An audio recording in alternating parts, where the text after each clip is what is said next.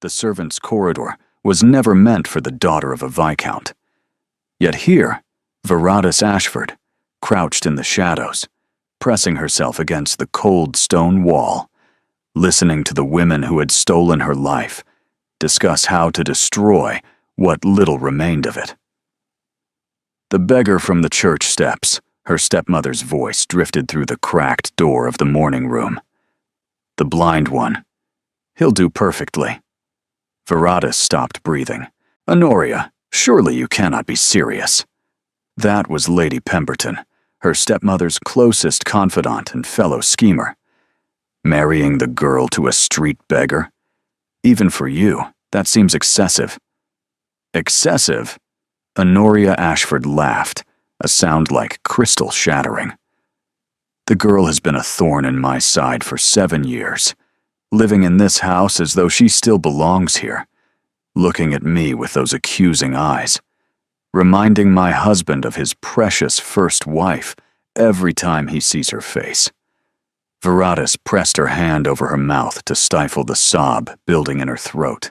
But a beggar, Honoria, what will society say? Society will say that Veratus Ashford, desperate and ruined after her father's illness, depleted the family coffers, married beneath her station in a fit of madness. They'll pity us for having such an unstable stepdaughter. And more importantly, Honoria's voice dropped to a satisfied purr. She'll be out of this house forever. No claim to her father's estate. No inheritance. Nothing but a blind husband who can't work, and a lifetime of poverty stretching before her. And Lord Ashford? Surely he won't permit this. My husband hasn't left his bed in 3 months. The physician says he has weeks at most. By the time he's gone, the marriage will already be done. Legal. Unbreakable. Veratus's knees threatened to buckle. Her father was dying. She'd known he was ill, had begged to see him daily, but Honoria had refused her access. He needs rest, she'd said. Your presence upsets him. Lies. All of it lies. The beggar, Lady Pemberton mused. How do you even know he'll agree? I've already spoken with him, offered him £50 and a roof over his head.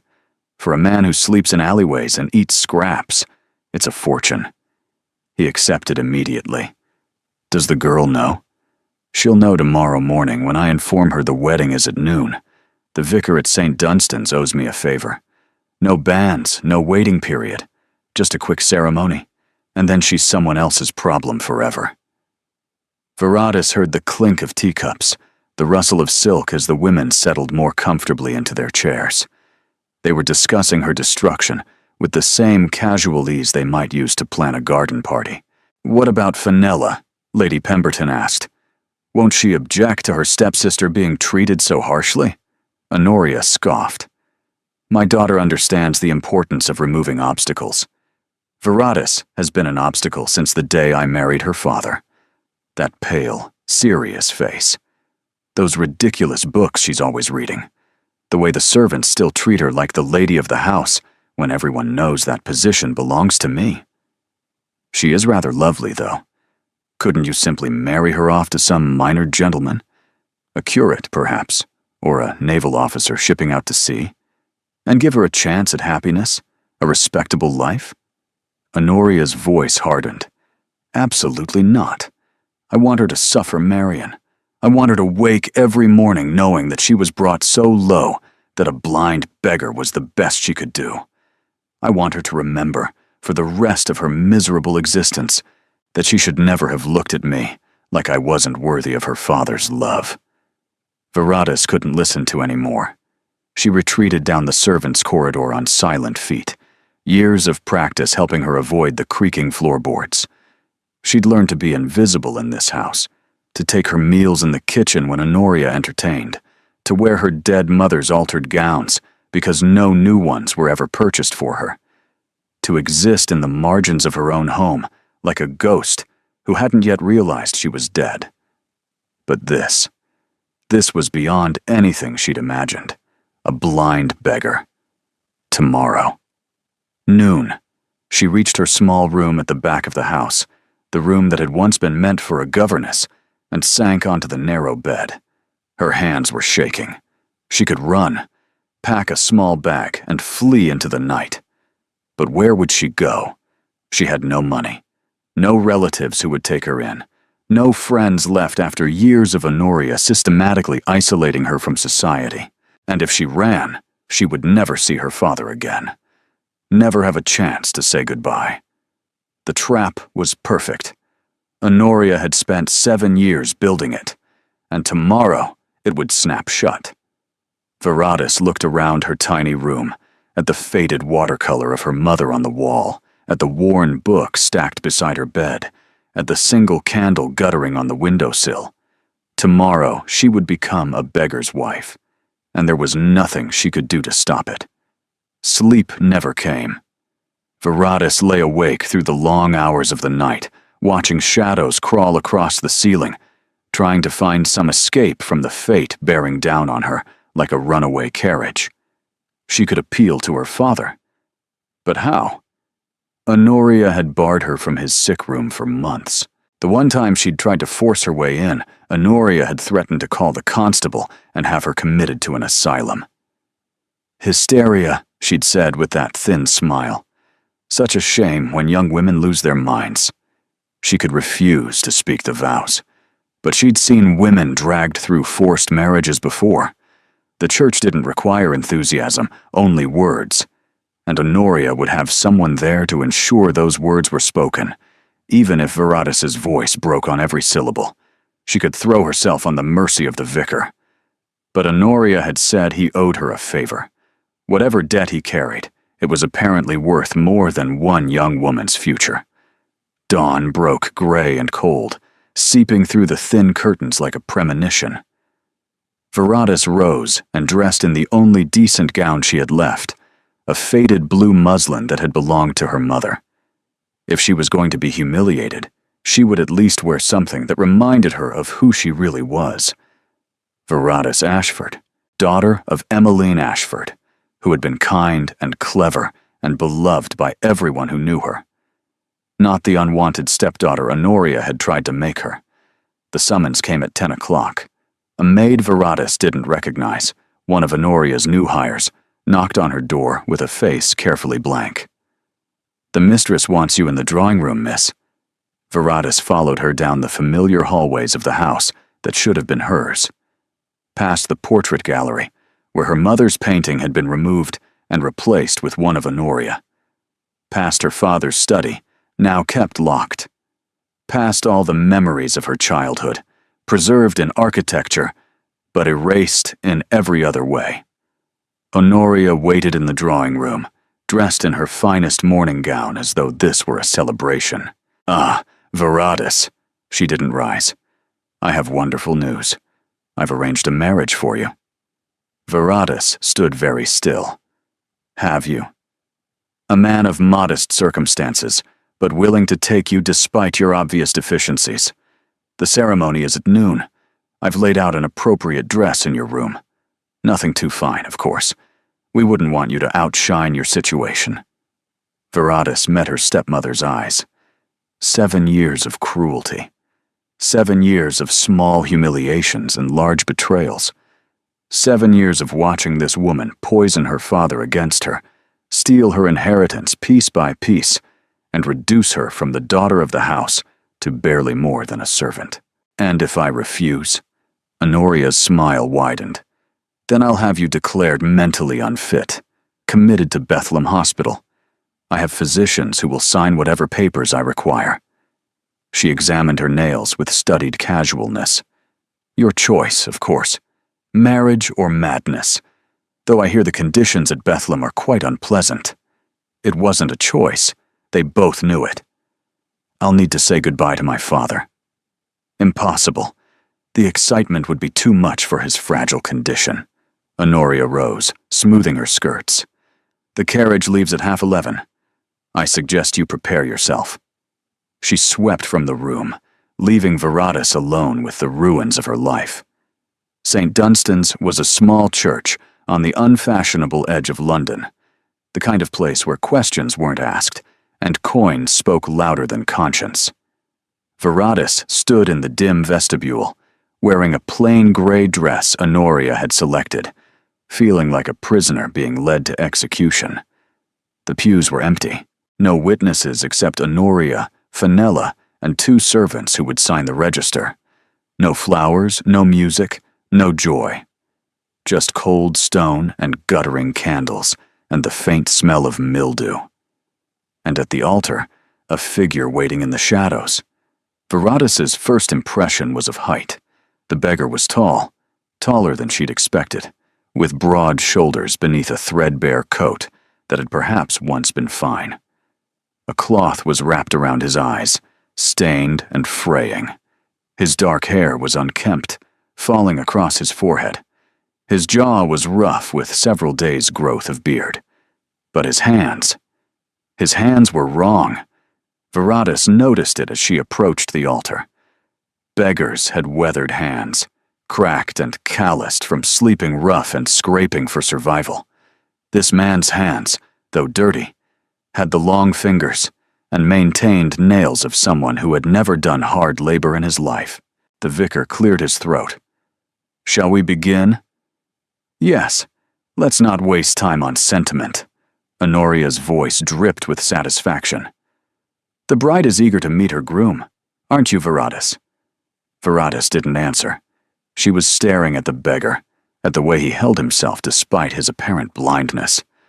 There was no hesitation in his posture, no uncertain tilting of the head that she'd observed in other blind people she'd encountered. He stood like a man accustomed to commanding rooms, not begging in them. "Dearly beloved," the vicar began in a monotone that suggested he wanted this over as quickly as possible. The words washed over Viratus like cold water. She heard them without processing, her mind caught on the mystery standing beside her. Who was this man? What beggar stood with the posture of a soldier? What blind man turned his head toward sounds with such precision? "Do you, Viratus Emmeline Ashford, take this man to be your lawfully wedded husband?" The church fell silent. Viratus felt Honoria's gaze burning into her back, felt the weight of the threat hanging over her. Bethlehem, the asylum, a fate worse than this strange marriage. "I do." The words tasted like ashes. "And do you, Soren, take this woman to be your lawfully wedded wife?" Soren. So the beggar had a name, an unusual one, foreign perhaps. "I do." His voice was deep and quiet, with an accent she couldn't quite place. Educated. Refined, even. Nothing like the rough speech she'd expected from a man who slept on church steps. Another wrong thing. Another piece that didn't fit. The vicar pronounced them married with visible relief. "You may kiss the bride." Viratus tensed, but the beggar, her husband, made no move toward her. Instead, he simply held out his hand, palm upward, waiting. After a moment's hesitation, she placed her fingers in his. His grip was gentle but certain, and warm. So warm that she almost gasped. He drew her hand to his lips and pressed a kiss to her knuckles that sent an unexpected shiver down her spine. "My wife," he murmured, so quietly that only she could hear. "I suspect this is not the wedding day you imagined." "You suspect correctly." She matched his low tone, though I imagine it exceeds your expectations. A ghost of a smile crossed his face, there and gone so quickly she might have imagined it. "You might be surprised what I expected, my lady." My lady. What beggar used such terms? How touching. Honoria appeared beside them, her voice bright with malice. The happy couple. "Now, I've arranged for a cart to take you both to your new home, a room above a chandler's shop in Whitechapel. Modest, but suitable for your circumstances." "That won't be necessary." Everyone turned. The beggar, Soren, had straightened to his full height. And suddenly, he seemed to fill the small church, his presence expanding in a way that made Honoria take an involuntary step backward. "I have arranged our accommodations," he continued. "My wife and I will depart in my own transport." Your transport? Honoria laughed. What transport could a blind beggar possibly have? The church doors swung open. Viratus turned and felt her heart stop. A carriage stood in the street. Not a cart, not a hired hack, but a gleaming black carriage with gilt trim and matched gray horses. A liveried footman held the door open, revealing an interior of burgundy velvet. And on the carriage door, emblazoned in gold, was a crest she recognized from every society page she'd ever read. The crest of the Duke of Valmir. "Thank you for the ceremony," Sorin said, his hand still holding hers. "We'll see ourselves out." He led her down the aisle toward the waiting carriage, moving with perfect confidence for a man who supposedly couldn't see. Behind them, Viratus heard Honoria's strangled gasp, heard Fenella's confused questions, and heard the vicar's stammered apologies. But she couldn't process any of it. Her mind was fixed on the crest on the carriage door, on the impossible contradiction of everything she thought she knew. Sorin handed her into the carriage with courtly grace, then climbed in after her. The door closed. The carriage began to move, and Viratus found herself alone with a stranger who was very clearly not what he had seemed. "You're not blind," she said. He reached up and unwound the cloth from his eyes. Gray eyes met hers, clear and sharp and filled with an intelligence that made her breath catch. "No," he agreed. "I'm not. And you're not a beggar." Also correct. Viratus's hands were trembling. "Then what are you? Who are you?" He studied her for several heartbeats, something unreadable in his gaze. Then he inclined his head in a gesture that was almost a bow. "Sorin Blackwood, Duke of Valmir, at your service." His voice was wry, but not unkind. "And, as of 10 minutes ago, your husband." The carriage rattled on through the London streets, while Viratus struggled to comprehend how her day had gone from catastrophic to incomprehensible. She'd been forced to marry a blind beggar to humiliate her. Instead, she'd accidentally married the most powerful duke in England. And she had absolutely no idea what happened next. The carriage moved through London's crowded streets, but inside, silence reigned. Viratus sat rigid against the velvet cushions, her mind racing faster than the horse's hooves. Duke of Valmir. She knew that name. Everyone knew that name.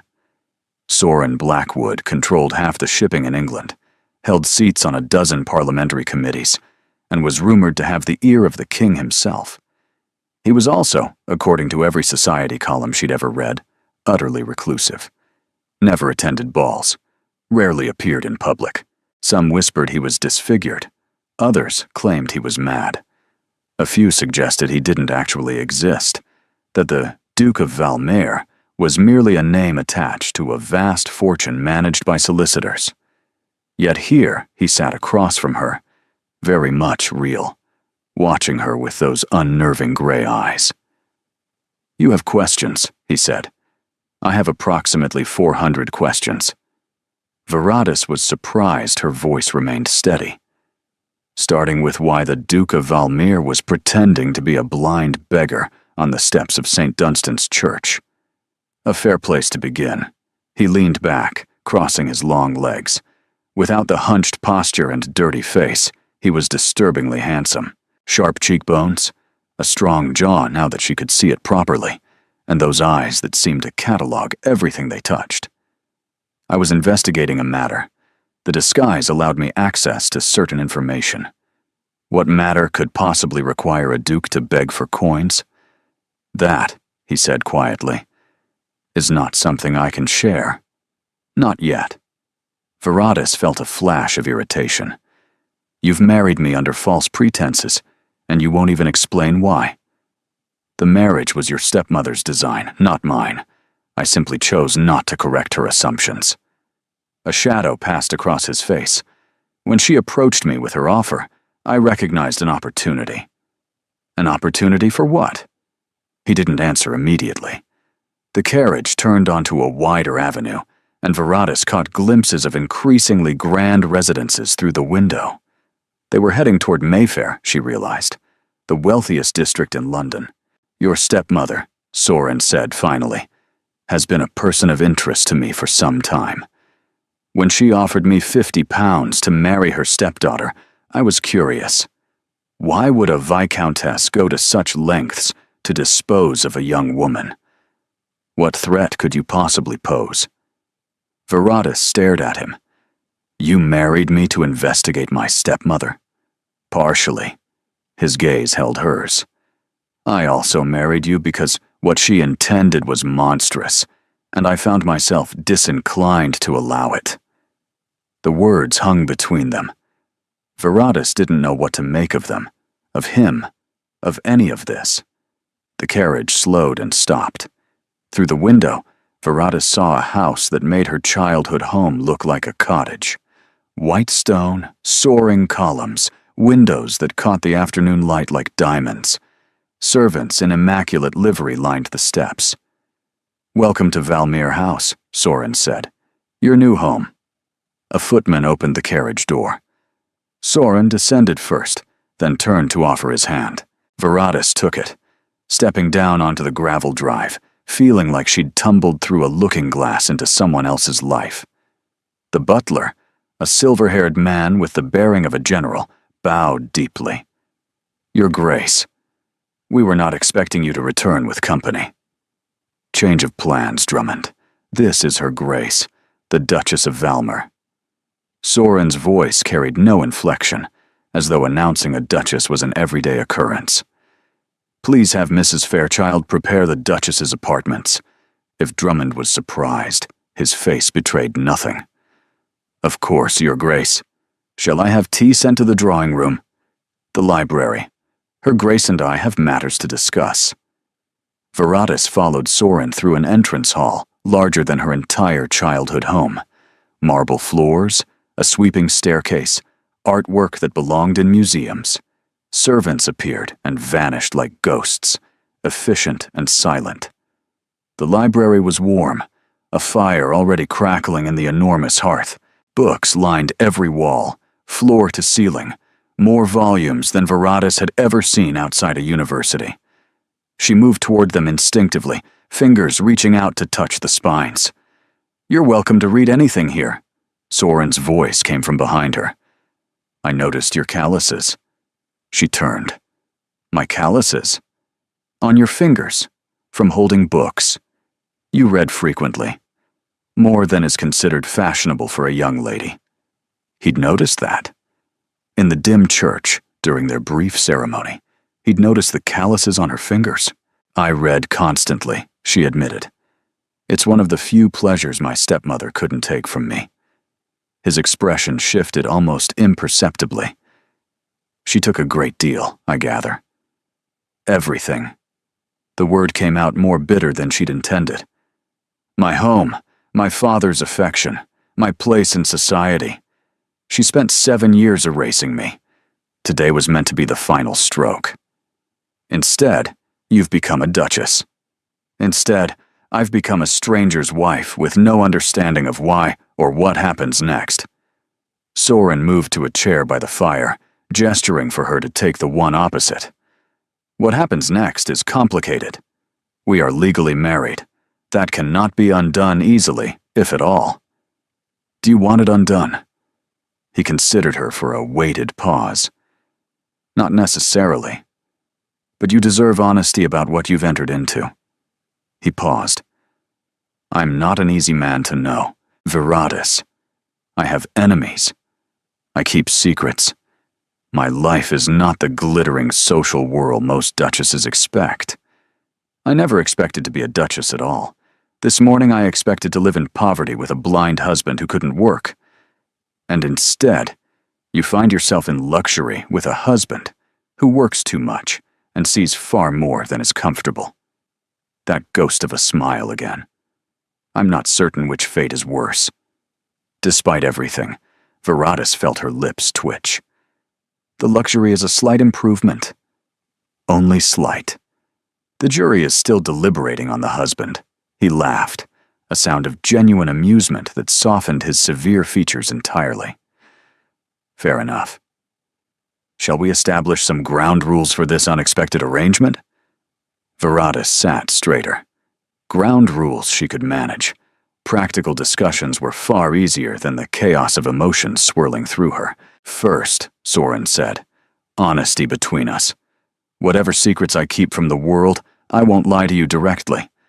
I expect the same in return. Agreed. Second, you'll have complete freedom within this house.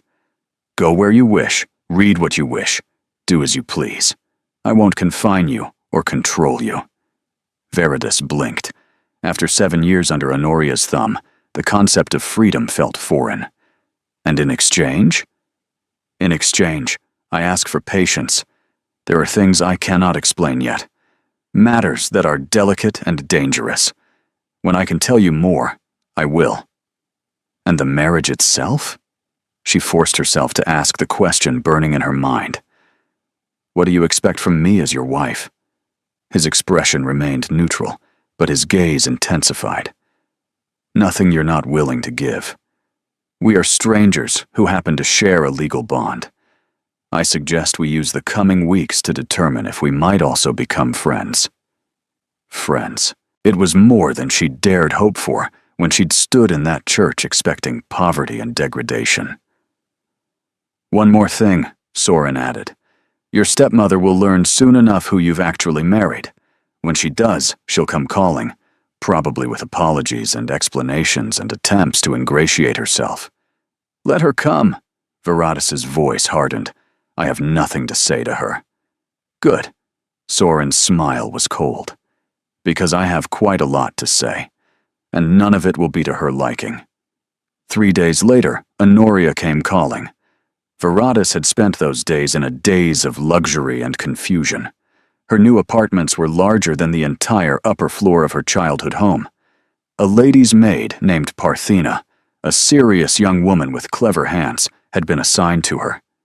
New gowns had appeared in her wardrobe, ordered by Soren without her knowledge, all in colors and fabrics she would have chosen for herself. It was unnerving, how well he seemed to understand her preferences without asking. They took breakfast together each morning, conversations ranging from philosophy to politics to the quality of the cook's scones. He was brilliant, she'd discovered. Widely read, sharply analytical, and possessed of a dry wit that caught her off guard. He was also careful. Every personal question he deflected, every probe into his mysterious investigation he parried. She was beginning to realize that Soren Blackwood was a man of layers, and he revealed them only when he chose. When Drummond announced Lady Ashford's arrival, Viratus was in the library reading a treatise on astronomy. Soren looked up from his correspondence with an expression that might have been anticipation. Show her to the drawing room. We'll receive her there. We? Viratus's heart hammered. Unless you prefer not to. You have no obligation to see her. No, Viratus set down her book. I want to see her face when she realizes what she's done. They entered the drawing room together. Honoria stood by the window, dressed in her finest visiting gown, her face arranged in an expression of maternal concern that made Viratus's stomach turn. Viratus, my dear child. Honoria swept forward, arms outstretched. When I learned the truth, I was beside myself with worry. To think, my beloved stepdaughter married to the Duke of Valmir without my knowledge. The shock nearly sent me to my bed. Viratus didn't move into the embrace. The shock of learning you'd accidentally elevated me instead of destroying me? Yes, that must have been difficult. Honoria's mask slipped for an instant, but she recovered quickly. Destroying you? What a terrible thing to say. I only ever wanted what was best for you, dear. This marriage, unusual as it was, proves that fate had wonderful plans. Fate had nothing to do with it. Soren's voice cut through the performance like a blade. You did, Lady Ashford. Quite deliberately. Honoria turned to him, her smile faltering slightly. Your Grace, I don't know what Viratus has told you, But surely there's been some misunderstanding. No misunderstanding. Soren moved to stand beside Viratus, close enough that their shoulders nearly touched. You arranged a marriage designed to humiliate and impoverish your stepdaughter. You chose a man you believed was a blind beggar specifically because you wanted her to suffer. That's absurd. I would never— I heard you. Viratus's voice shook with years of suppressed rage. In the servants' corridor. You told Lady Pemberton you wanted me to wake every morning, knowing I'd been brought so low. You wanted me to remember that I should never have looked at you like you weren't worthy of my father's love. Honoria's face went pale, then red. You were eavesdropping, spying on private conversations. Private conversations about selling me into misery. Lady Ashford. Soren's tone had gone dangerously soft. I suggest you leave now. You are not welcome in this house, today or ever. You can't simply dismiss me. I'm her family. Her father is dying because you've kept physicians from treating him properly. Soren's words landed like blows. You've been slowly reducing his medication, extending his illness, ensuring he remains bedridden while you plunder the estate. Honoria staggered. How dare you? You have no proof. I have extensive proof. I've had investigators examining your household for weeks. He stepped closer, and Honoria retreated. The forged documents, the missing funds, the servants you've bribed to keep silent. Did you think no one would notice? This was it, Viratus realized. This was what Soren had been investigating, not some abstract matter. Her stepmother, her father's estate, the slow murder of a viscount through medical neglect. I want to see my father. The words tore from her throat. Now. Today. Arrangements are being made. Soren didn't look away from Honoria. Lord Ashford will be removed from your care and brought to a proper hospital where he can receive treatment. Whatever damage you've done, we'll attempt to reverse. You can't do this. Honoria's voice had gone shrill. I'm his wife. I have rights. You have the right to remain silent while I decide whether to involve the magistrates. Soren's smile was terrifying in its coldness. Leave, Lady Ashford. Go home and consider how you wish to spend your remaining freedom. Honoria looked between them, saw no mercy in either face, and fled. The door slammed behind her. Viratus stood trembling, years of pain and anger crashing through her in waves. Soren turned to her, his expression softening. Viratus.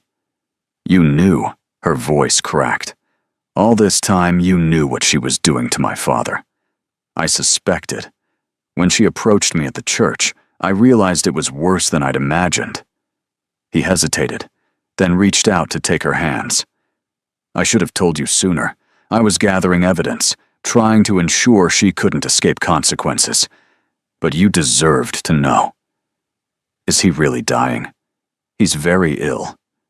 But the physician I've consulted believes that with proper care, he might recover, at least partially. Viratus felt tears sliding down her cheeks. She hadn't allowed herself to cry in years. Crying was weakness, and weakness around Honoria was dangerous. But she wasn't around Honoria anymore. Soren pulled her closer, and she found herself leaning into him, pressing her face against his shoulder, while sobs shook her body. He held her without speaking, one hand stroking her hair, warm and solid, and unexpectedly gentle. I'm sorry, she managed eventually, pulling back. I've ruined your coat. I have other coats. His hands remained on her shoulders. Are you all right? No. She laughed shakily. But I think I might be eventually. His thumb brushed a tear from her cheek, the gesture achingly tender. We'll see your father tomorrow. I've arranged everything. Viratus looked up at this strange, complicated man who had married her for reasons she still didn't fully understand, who had quietly worked to save her father while she'd assumed the worst of him. Why? She whispered. Why did you do all this? You don't know me. You don't owe me anything." Soren was quiet for several heartbeats. "Perhaps I recognized something familiar," he said finally. "Someone trapped by circumstances beyond their control. Someone who deserved better than what life had given them."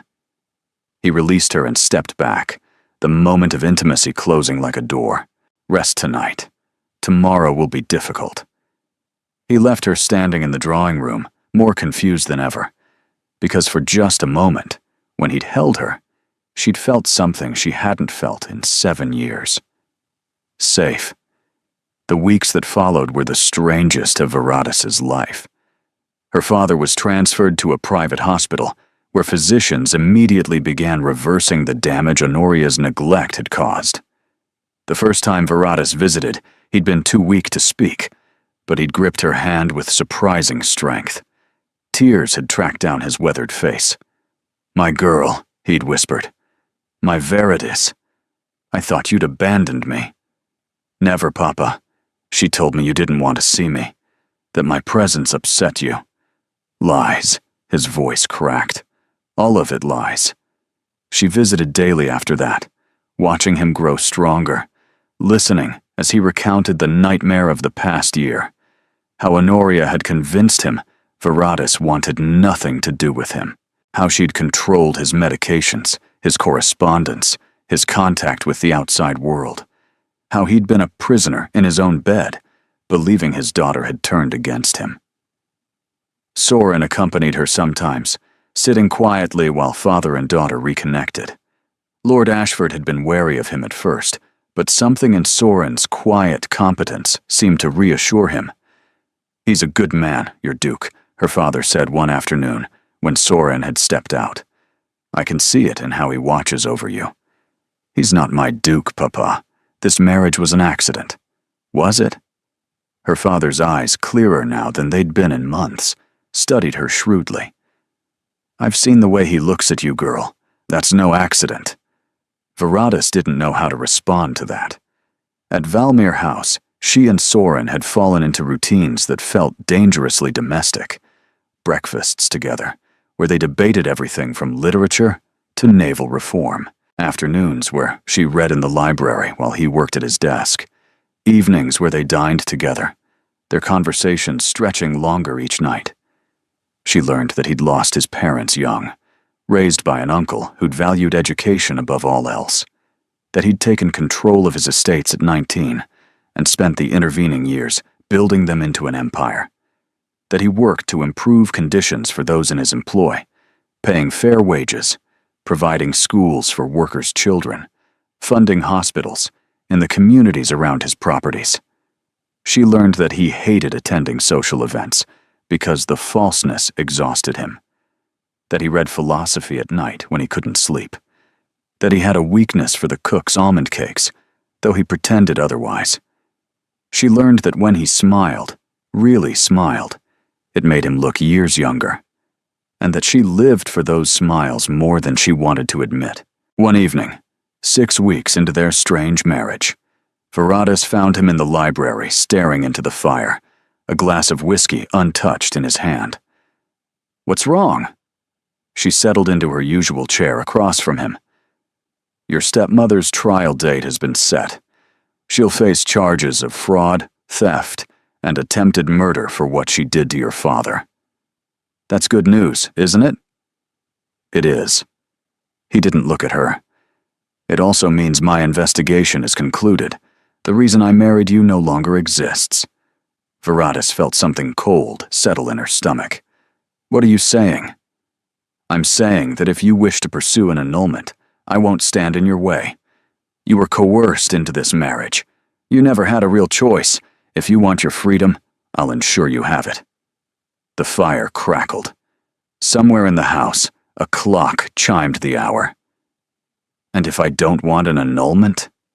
Soren finally looked at her. His expression was carefully neutral, but something burned in the depths of his eyes. "Then I would ask why?" "Because in 6 weeks, this house has become more of a home than anywhere I've lived since my mother died. Because you've given me freedom and respect and conversations that actually matter. Because you saved my father and destroyed my enemy, and never once made me feel like a burden or an obligation."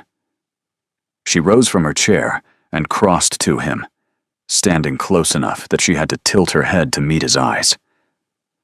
"Because when you held me the day Honoria came, I felt safe for the first time in 7 years, and I don't want to lose that." Soren set down his glass. His hand rose to cup her face, his touch gentle despite its size.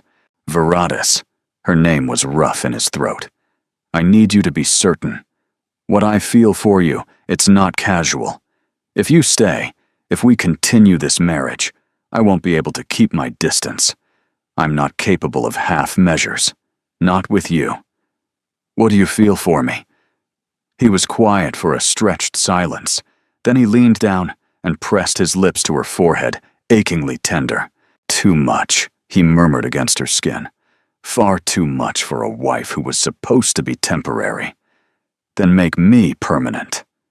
He pulled back to look at her, something vulnerable in his expression that she'd never seen before. "You're certain?"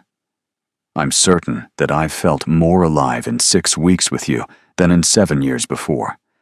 I'm certain that when I wake up, the first thing I want is to see you at breakfast.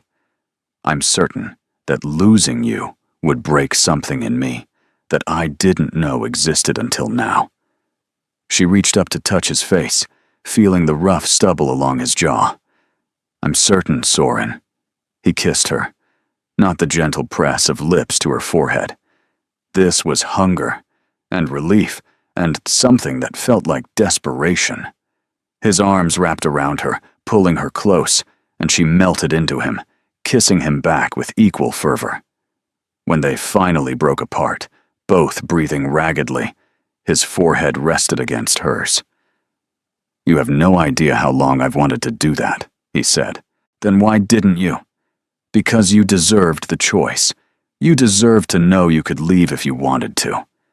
His hands cradled her face. "I never wanted you to feel trapped again." Veratus felt tears threatening again, but these were different. Happy tears. Tears of relief and joy, and something that felt terrifyingly like love. "I don't feel trapped," she whispered. "I feel found." They stood there in the firelight, wrapped in each other, while the world outside continued without them. Whatever came next, whatever challenges awaited, Veratus knew one thing with absolute certainty. She was never letting him go. But somewhere across London, in a cramped room above a tavern, a man unfolded a letter he'd received weeks ago. The instructions were clear. The payment was generous, and the woman who'd hired him was now in custody, which meant there was no one to call off the plan. If she was going down, she would make certain her stepdaughter went down with her. The letter arrived 3 days after their first kiss. Veratus had spent those days in a haze of happiness she'd never thought possible. Soren was attentive without being smothering, affectionate without being overwhelming. He brought her books he thought she'd enjoy. He took her for walks in the private garden behind Valmere House. He kissed her each morning at breakfast, and each evening before they retired to their separate rooms, kisses that grew longer and more heated with each passing day. But he never pushed for more.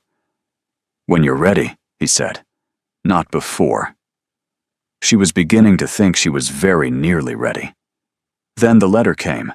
Veratus found it on the floor of the entrance hall, apparently dropped by a servant in haste. The seal was broken, the paper crumpled. She shouldn't have read it. It wasn't addressed to her. But the first line caught her eye, and she couldn't stop. "Your Grace, the matter we discussed has been arranged. The woman will be dealt with as you requested. No connection to you will be discovered. Payment should be delivered to the usual location." Your servant, Monsieur Veratus, read it twice, her blood turning to ice. The woman. Dealt with. No connection discovered. What woman? What had been arranged? Her mind raced through possibilities, each worse than the last. Honoria was awaiting trial. Had Soren arranged something outside the law? Something violent? He'd seemed so controlled, so committed to proper justice. But what did she really know about him? 6 weeks. She'd known him 6 weeks, and in that time, she'd learned only what he chose to reveal. She heard footsteps approaching and shoved the letter into her pocket, her heart hammering. Viratus. Soren appeared in the hallway, his expression warm. I was looking for you. I thought we might take tea in the garden. The weather is... He stopped, studying her face. What's wrong? Nothing. The lie tasted sour. His eyes narrowed. You're pale. Has something happened? I'm simply tired. Perhaps I'll rest instead of taking tea. She fled before he could question her further, retreating to her apartments and locking the door behind her. The letter burned in her pocket. She wanted to believe there was an innocent explanation, but the words were so deliberate, so careful in their vagueness. Dealt with. No connection discovered. Those weren't the phrases of legitimate business. Had she been a fool? Had she fallen in love with a man whose exterior gentleness concealed something far darker? A knock at her door made her jump. Viratus. Soren's voice was concerned. Something is wrong. Please let me in. I need time alone. A long pause. Very well. But if something has upset you, I wish you would tell me. I cannot fix what I don't understand. She heard his footsteps retreat and pressed her hands to her face. She needed answers, but she couldn't ask Soren directly, not without revealing what she'd found. If he was truly dangerous, confronting him could be catastrophic. There was one other person who might know. One person who had reason to know all of Soren Blackwood's secrets. Drummond, the butler. She found him an hour later in the servants' hall, reviewing household accounts. When she asked to speak privately, his expression betrayed nothing, but he led her to a small sitting room off the main corridor. How may I assist you, Your Grace? I need to ask you about your master. Viratus steadied herself. About the kind of man he truly is. Drummond's face remained impassive. His Grace is an honorable gentleman. Is he? She pulled the letter from her pocket. Then explain this. Drummond read it. His expression shifted subtly before returning to neutral. Your Grace, I cannot discuss His Grace's private correspondence. Cannot, or will not? Both. But something in his tone had softened. I will say this. In 23 years of service, I have never known His Grace to harm an innocent person. Whatever you believe that letter suggests, I assure you, you are mistaken. Then what does it mean? Who is the woman being dealt with? Drummond hesitated. That is not my secret to tell, but I urge you to speak with His Grace directly. He deserves the chance to explain. And if the explanation is worse than my fears? It won't be. Drummond met her eyes. His Grace cares for you deeply, Your Grace. More than I've seen him care for anyone. Do not destroy that over a misunderstanding. He bowed and left her alone with more questions than answers. That night, Viratus dreamed of fire. She woke gasping, the smell of smoke still in her nostrils, and realized with horror that it wasn't a dream. Smoke was seeping under her bedroom door. She scrambled from bed, pressing her hand to the wood. Warm, growing warmer. Fire! She screamed it as loudly as she could. Fire in the house! She heard shouts, running footsteps, the crash of something falling. She wrapped herself in her dressing gown and tried the door handle. Hot, but not burning. She wrenched it open. The hallway was thick with smoke, but she could see flames at the far end, consuming a tapestry that had hung there for centuries. Servants were already forming a bucket chain, but the fire was spreading fast. Viratus! Soren's voice cut through the chaos. He appeared through the smoke, his face soot-streaked and his shirt torn. Thank God. Come, we have to get out. How did this start? Later. Move. He grabbed her hand and pulled her toward the servants' staircase, away from the flames. They emerged into the garden, coughing, gasping for clean air. Half the household was already outside, watching in horror as flames licked from the upper windows of the east wing. The library. Veratus's heart clenched. All your books. Books can be replaced, and you cannot. Soren's grip on her hand tightened. Someone set this fire deliberately. One of the servants saw a figure near the east wing just before the flames started. Who would? She stopped. The answer was obvious. Honoria. She's been in custody for weeks, but she has allies, people who owe her money or favors. His jaw tightened. This was meant to kill you. The fire started outside your room. The words hit her like a physical blow. Someone had tried to murder her while she slept. The letter. She reached for her pocket, but her dressing gown had no pockets. The letter was still in her bedroom, probably ash by now. There was a letter. I found it yesterday. It mentioned dealing with a woman. I thought... She couldn't finish the sentence. Soren's face went very still. You thought I had arranged to harm someone. The wording was so vague, and I know so little about you, really. I didn't know what to believe. So rather than ask me, you spent the day avoiding me, believing I was capable of violence against innocents. I was afraid. The admission cost her. I've learned not to trust. Honoria taught me that everyone lies, everyone manipulates, and everyone has hidden motives. I'm not Honoria. I know that. I know. Tears streamed down her face, mixing with soot. But knowing and believing are different things. 7 years of poison doesn't disappear in 6 weeks.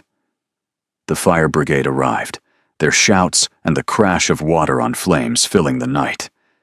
Servants were crying. Neighbors had gathered to watch. In the chaos, Soren and Veratus stood apart, a gulf of misunderstanding between them. The letter, Soren said finally, was about your stepmother's trial. A witness was reluctant to testify. I arranged for her to be relocated to a safe location where Honoria's allies couldn't reach her. Dealt with meant protected. Nothing more. Relief and shame crashed through Veratus in equal measure. I'm sorry. I should have asked. I should have trusted you. Yes, you should have. His voice was weary. But perhaps I should have earned that trust more clearly. I kept secrets. I was vague about my activities. I gave you reasons to doubt. You gave me every reason to believe. I was simply too damaged to see it. He looked at her. Really looked, and some of the tension in his face eased. We are quite a pair, aren't we? A duke who hides everything, and a duchess who trusts nothing. Perfectly matched, it seems. Despite everything, despite the fire and the fear and the near-death experience, she saw his lips twitch. The question is, he said quietly, can we do better? Can we learn to be honest with each other, even when it's difficult? Even when our instincts tell us to hide? Veratus stepped closer, taking both his hands in hers. I want to try. I want to be someone who deserves your trust. I want to be someone who gives trust in return. Even knowing I'll likely fumble it, that I'll keep secrets out of habit and have to learn transparency like a new language? Even then. She rose on her toes and kissed him, soft and desperate, and tasting of smoke. We'll learn together. Behind them, the fire was dying. Ahead of them, something else was just beginning. The weeks following the fire were a trial by fire of a different kind. Honoria's accomplice was caught attempting to flee the city, a disgraced former servant who'd been promised a small fortune to eliminate the woman who'd exposed his former mistress's crimes. He confessed everything, including a plot to have Veratus killed and the evidence of Honoria's embezzlement destroyed in the flames. The trial was swift and brutal. Honoria faced not only charges of fraud and theft, but 2 counts of attempted murder against her husband, through deliberate medical neglect, and against her stepdaughter through the fire. She wept and pleaded and claimed innocence, but the evidence was overwhelming. The jury deliberated for less than an hour. Guilty on all counts. Transportation to the colonies for life. She would never return to England, never again threaten Viratus or anyone else. Viratus sat in the gallery, Soren's hand warm in hers, and watched her stepmother's face as the sentence was pronounced. Honoria's eyes found hers across the courtroom, blazing with hatred and despair. Viratus felt nothing. 7 years of cruelty, and in the end, Honoria had destroyed only herself. Fenella, stripped of her mother's ill-gotten gains and social standing, had quietly relocated to the countryside. Viratus felt no satisfaction in her fall, only the distant relief of knowing she would never have to see either of them again. Afterward, they walked together through the London streets, neither speaking for a long while. The trial had left Viratus feeling hollow, drained of the anger that had sustained her for so long. "It's over," she said finally. "I keep waiting to feel something. Joy, perhaps. Relief. But I just feel empty. You've been fighting for so long. When the battle ends, it takes time to remember how to live without it. Is that what happened to you, after your uncle died?" Soren was quiet for several steps. "My uncle was not a kind man. He raised me to be useful, not to be loved. When he died, I felt free for the first time. But I also felt lost. I didn't know who I was without his voice in my head telling me what to do. And now? Now, I know exactly who I am." He stopped walking and turned to face her. "I'm a man who found something unexpected in a cold church on a miserable day. Something I didn't know I was looking for. A wife you didn't ask for? A partner I didn't deserve." He took her hands. "I've spent years building walls, Viratus, keeping people at distance because it was safer, easier. But you walked through every wall I built as if they were made of paper. You made it easy. You let me in even when you were afraid. I'm still afraid." His voice was rough. Terrified, actually. Because what I feel for you is bigger than anything I've felt before. And big things can be lost. They can be broken. They can also endure. She squeezed his hands. They can grow stronger with time. Is that what you want? Time? More time to be certain? Viratus thought about it. She thought about the 6 weeks of discovery, the fire and the fear, the letter and the mistrust. She thought about Drummond's quiet assurance and her father's knowing smile. She thought about breakfasts and libraries and kisses that made her forget everything except the man delivering them. "I don't want more time," she said. "I want forever. Starting now." Soren's breath caught. "Viratus, marry me again. Properly this time. Not in a cold church with enemies watching, but somewhere beautiful with people who love us. Let me stand beside you and mean every word of the vows. You're proposing to me? Someone had to. You were taking too long." He laughed, that wonderful sound she treasured, and pulled her into his arms right there on the London street. Passers-by stared. He didn't seem to notice. "Yes," he said against her hair. "Yes, I'll marry you again, as many times as you want. Every year, if you like. Once more will suffice, but make it beautiful. I'll make it the most beautiful wedding England has ever seen." He kissed her, deep and passionate and utterly inappropriate for a public street. Viratus didn't care in the slightest.